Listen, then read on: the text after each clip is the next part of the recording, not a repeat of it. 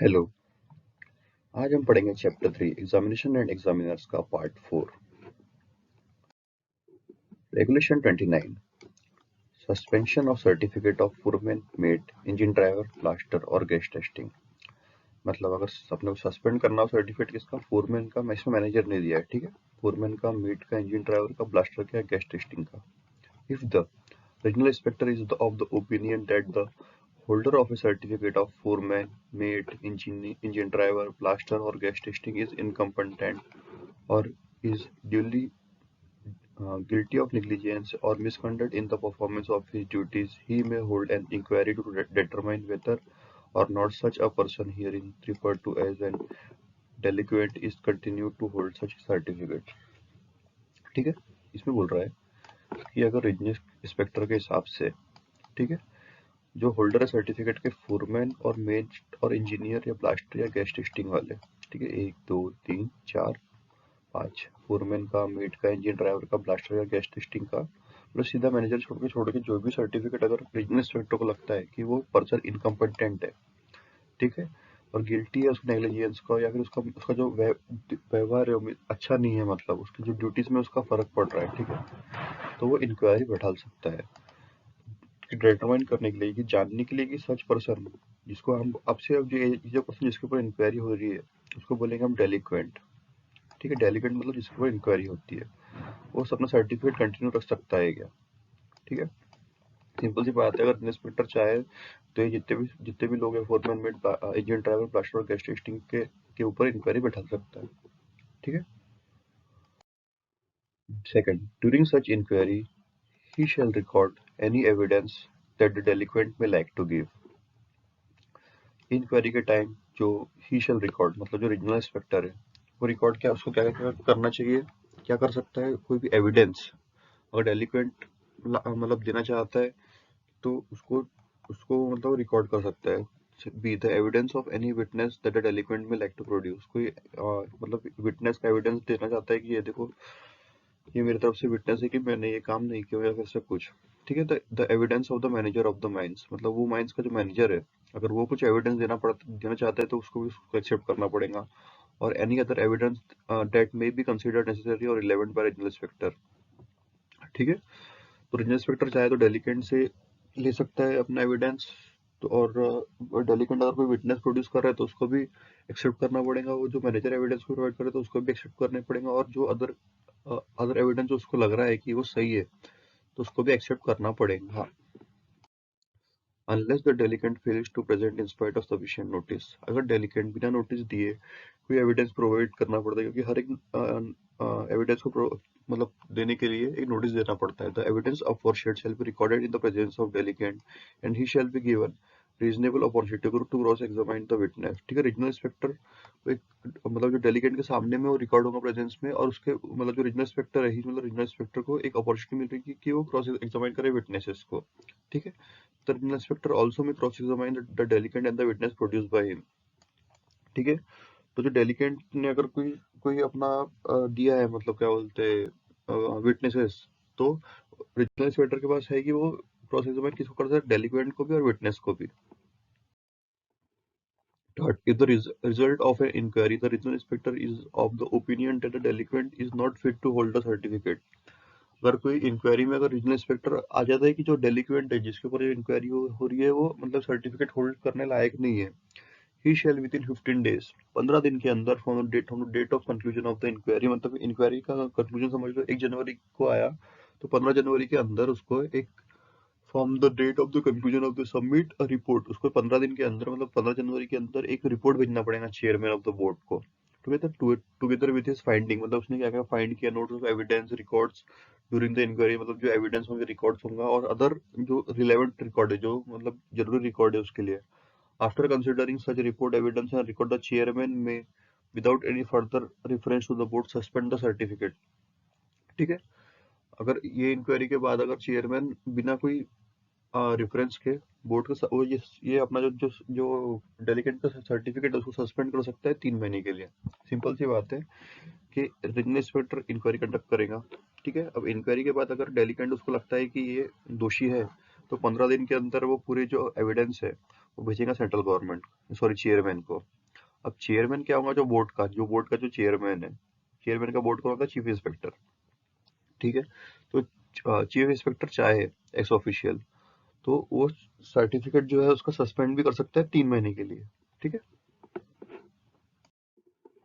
Fourth, where the chairman is the opinion that the suspension of the certificate for a period exceeding 3 months or its cancellation is called for, he shall recommend the board accordingly together with the fit finding of the regional inspector, the notice of evidence or other records, a copy of such communication and address to the board together with the copies of notes of evidence and finding of the regional inspector shall also be sent to delegate who may submit his written representation within 13 days from the date of such receipt of such copies.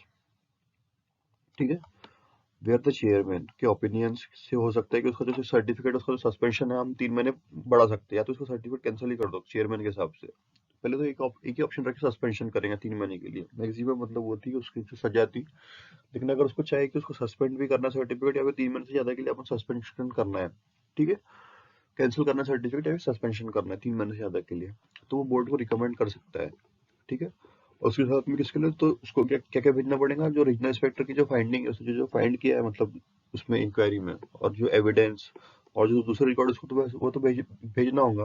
और साथ ही साथ उसको जो copy होंगी, ठीक है, जो communication address of the board, मतलब जो बोर्ड का जो एड्रेस है उस तरफ भेजना पड़ेगा। और उसको क्या करना पड़ेगा, जो जो डेलीगेट है जिसके ऊपर इंक्वायरी हो रही है भाई, उसको भी तो भेजना पड़ेगा। ठीक है, 30 दिन के अंदर। ठीक है, 30 दिन के अंदर उसको एक पूरा जो जो भी उसके ऊपर खिलाफ क्या क्या एविडेंस है, सब इसको डेलीगेट को भेजना पड़ेगा। द बोर्ड में, after considering the evidence and other records and the written representation, if any, submitted by delegate, either increase the period of suspension of or cancel the certificate as it deemed fit। ठीक है। अब उसके बाद में evidence board को मिला, अब board के ऊपर है, पहले तो रीजनल इंस्पेक्टर के ऊपर था, फिर चेयरमैन के ऊपर था, बोर्ड के ऊपर। ठीक है, बोर्ड अगर चाहे तो जो जो 3 महीने का पीरियड है उसको बढ़ा भी सकता है, तो सर्टिफिकेट कैंसिल भी कर सकता है। ठीक है। Sixth, where chairman where certificate और कैंसल्ड और suspend under this regulation, the chairman of the board may call for such certificate and makes a suitable endorsement thereon. ठीक है, अगर सर्टिफिकेट कैंसिल हो रहा है, सस्पेंड हो रहा है रेगुलेशन के, तो चेयरमैन ऑफ ए बोर्ड है, उसको जो सर्टिफिकेट है, उसका जो सर्टिफिकेट है ऐसा, ठीक है, सर्टिफिकेट होगा, तो उसमें कैंसल लिखना है, CAN लिख देता हूँ, कैंसल लिखना है पूरे सर्टिफिकेट में। ठीक है, एंडोर्समेंट मतलब उसको छापना है वहाँ पे, छापना है वहाँ पे, कैंसल, कैंसल्ड वाला। ठीक है सर, चेयरमैन को ये भी एमसीक्यू बोल सकते हैं कि who shall endorse in certificate. ठीक है, तो चेयरमैन के साइन लगेंगे। Regulation 30, validity of foreman made engine driver and guest testing certificate. जो वैलिडिटी है वो कितना होना चाहिए, मतलब मेड की, फोरमैन की, इंजन ड्राइवर की, ब्लास्टर की और गेस्ट टेस्टिंग सर्टिफिकेट की। ये मैनेजर की इसमें बताया नहीं गया है, लेकिन अब इनमें देखते हैं इनमें कितनी होंगी। ये पूछा भी था मतलब ऑयल के एग्जाम में, और दूसरे एग्जाम में भी बहुत बार पूछा गया है। Yeah, no foreman, mate, engine driver, blaster shall be remain valid for more than 5 years. ठीक है, unless the chief inspector bears an endorsement by the regional inspector to the effect that the holder thereof within the preceding of 5 years been examined and certified by qualified medical practitioner appointed by the chief inspector to be free from deafness, effective vision, and other infinitive mental or physical likely to interfere with the efficient discharge of its duties। ठीक है, foreman, met और engine driver और blaster और gas testing certificate, इसमें gas testing लिखा है सिर्फ blaster लिखा है। ठीक है, गैस टेस्टिंग की वैलिडिटी 5 साल की है। ठीक है, 5 साल तक वो वैलिड नहीं रह सकता। ठीक है, अनलेस वो सर्टिफिकेट में एक रीजनल इंस्पेक्टर एक थप्पा मारेगा। ठीक है, 5 साल के अंदर अंदर उसको मतलब जो एग्जामाइन किया और वो जो हुआ है, वो मतलब जो चीफ इंस्पेक्टर के द्वारा, तो वो मतलब 5 साल के अंदर भी मतलब चीफ रीजनल इंस्पेक्टर चाहे तो उसकी जो वैलिडिटी बढ़ा सकता है 5 साल के बाद में। 5 साल के अंदर उसको क्या करना पड़ेगा, एक थप्पा मारना पड़ेगा कि हाँ ये जो है उसको मतलब उसको कोई डेफिनेट डिफेक्टिव विजन और दूसरी मतलब प्रॉब्लम नहीं है, जो उसको ड्यूटीज में उसको प्रॉब्लम कर सके। ये कौन करेगा, तो क्वालिफाइड मेडिकल प्रोफेशनल करेगा, अपॉइंटेड बाय चीफ इंस्पेक्टर। ठीक है, सिंपल सी बात है। फोरमैन, मेट और इंजन ड्राइवर और ब्लास्टर सर्टिफिकेट 5 साल तक का ही वैलिडिटी है उसकी। ठीक है, 5 साल के पहले अगर आप जैसे जैसे 4 साल हुए, 4 साल में क्या किया कि qualified medical practitioner chief inspector ने अपॉइंट किया, ठीक है। और उसने क्या बताया कि मतलब उसका जो विजन सही है, मतलब उसकी जो मेडिकल रिपोर्ट हुई वो अच्छी आई। तो जो रीजनल इंस्पेक्टर क्या क्या कर सकता है, जो 4 साल के बाद में उसका और 5 साल बढ़ा सकता है, मतलब 4 साल के बाद में पूरा 5 साल बोले तो 9 साल तक के वो वैलिड हो जाएगा। B. An application in respect of an examination of fitness in the pursuance of clause A shall be made to the to, to the chief inspector accompanied by fee of 15 rupees। ठीक है। अब ये application जो मतलब person है उसको चाहिए कि मेरा सर मतलब ये हो, मतलब अगर उसको पता है क्वालिफाइड मेडिकल प्रैक्टिशनर से हो रहा है मतलब जो फिटनेस का, तो चीफ इंस्पेक्टर को एप्लीकेशन भेजेगा 15 रुपए की फीस देके कि मेरा भी मेडिकल एग्जामिनेशन ले लो, ठीक है। The medical examination undergo accordance with the Rule 29 of Mines Rules 1955 shall also be deemed to be an examination for the purpose of Regulation 1। तो जो मेडिकल एग्जामिनेशन है रूल 29 बी माइनस 1955 में लिखा है कैसे कैसे होना चाहिए, मतलब कौन सी एग्जामिनेशन होना चाहिए पर्सन को फिट प्रकार के लिए, कान की नाक के जो भी होंगे वो इस 29 बी ऑफ माइनस 1955 में लिखा है, ठीक है, सब रेगुलेशन 1 में। An application for the endorsement of the certificate by the inspector shall be accompanied by certificate of fitness granted in terms of Rule 29B of the Mines Rule 1955 and a fee of 5 rupees। तो जो application है जो inspector मतलब certificate of fitness के साथ में जो भेज रहा है कि इसको मतलब एप्लीकेबल कर दो, ठीक है, उसमें क्या होगा वो जो 29 बी का जो माइनस 1955 में जो टर्म्स एंड कंडीशन है वो सब फॉलो होना चाहिए और फीस ऑफ 5 रुपये भेजना चाहिए सर्टिफिकेट को एक्सेप्ट करने के लिए। Regulation 34(4) retirement age for manager and official. Retirement age होना चाहिए मैनेजर और ऑफिशियल के लिए कितना होना चाहिए। No person shall act as a manager और एन ऑफिशियल और ए ब्लास्टर और a winding engineerman in a mines after obtaining the age of 60 years unless he obtained within the preceding 1 year a medical certificate of fitness certifying him fit to carry out duties prescribed for him in the act and in regulation and orders made thereunder। ठीक है। कोई भी person को हम as a manager या फिर official या plaster या फिर वेंडिंग इंजीनियरमैन नहीं बनाएंगे 60 साल होने के बाद, तब तक क्यों, मतलब 60 साल के बाद में उसको अलाउ नहीं करेंगे। अगर उसको अलाउ करना है तो उसको 60 साल के पहले मतलब 59 साल के बाद 59 से 60 के एज में 1 साल के अंदर उसको एक मेडिकल सर्टिफिकेट ऑफ फिटनेस लाना पड़ेगा जिसमें होगा कि वो मतलब अपनी ड्यूटीज को मीट कर सकता है वो, और वो रेगुलेशन के हिसाब से होना चाहिए, ठीक है।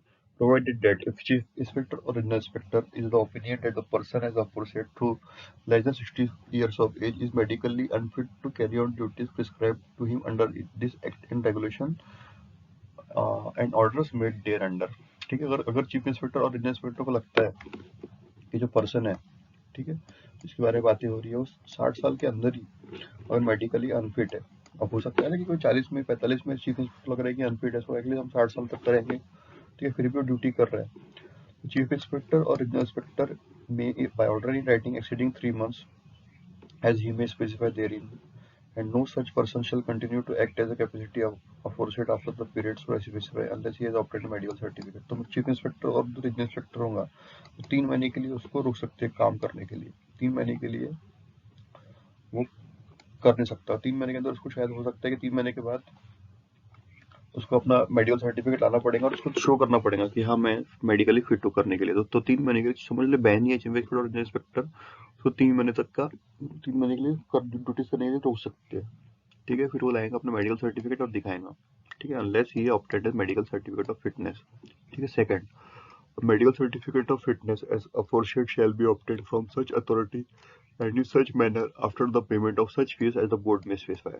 ये मेडिकल सर्टिफिकेट है वो ऐसे अथॉर मतलब जो बोर्ड स्पेसिफाई करेगा वो अथॉरिटी होना चाहिए, ऐसे मैनर में होना चाहिए जो बोर्ड प्रिस्क्राइब करे, और ऐसे पेमेंट में फीस होना चाहिए जो बोर्ड करे, ठीक है। 31A right of the worker representative to inspect and register and maintain in the mines rules 1955, ठीक है। The registers maintained in Form B under the Mines Rule 1955 shall be made available for inspection to workers. The representative duly authorized by a person employed in the mines or an application made by him on this behalf। ठीक है। जो register होगा simple सी बात है, जो form B का register है, ठीक है, माइंस 1955 का, वो हमेशा इंस्पेक्शन के लिए होना चाहिए वर्कर्स के लिए। फॉर्म बी मीन्स होगा जो फॉर्म बी है वो होगा वेज रजिस्टर्स, ठीक है। जो वेज रजिस्टर मतलब किसको कितना वेज मिलने वाला है, तो उसको उनके पास मतलब जो पर्सन को कितना वेज मिलना उनके पास जो आ रहा है, मतलब समझ लो उनको गवर्नमेंट प्रोवाइड कर रही है 1000 रुपए, लेकिन जो ओनर है, ठीक है, गवर्नमेंट के हिसाब से 1000 रुपये प्रोवाइड कर रहा है, लेकिन ओनर 600 रुपये प्रोवाइड कर रहा है और इनको पता ही नहीं है। तो इनको पता कम से कम होना चाहिए, इनको 60 600 रुपये मिल रहा है। तो जो वर्कर्स है और वो लोग, उनको फॉर्म भी देखने का हक है।